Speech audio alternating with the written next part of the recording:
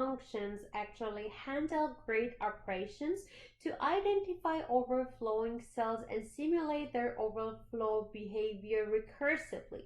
The first function that I have here, my goal was to identify which cells in the grid overflow based on their number of neighbors. So I iterated through each cells in the grid, calculating the number of neighbors each cell has.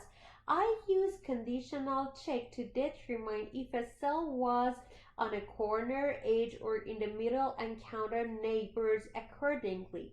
If here the absolute value of the cell's content was greater than or equal to the neighbor, I added it to the overflow list. The second function actually recursively processes the grid. First, it checks if the grid has overflowing cells using getOverflowList. Then it shows that the grid isn't in a stable state where all non-zero cells have the same sign. If the grid is overflowing, I set overflowing cells to 0 and then incremented their neighbors. They required handling edge cases for quarter and edge cells separately.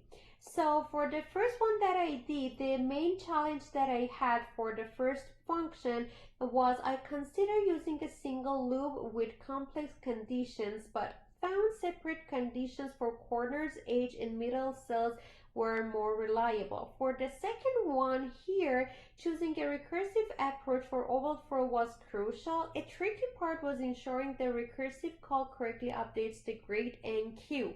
So I also encountered bugs with sign change, which I solved by creating helper functions like increment cell and sign neighbor.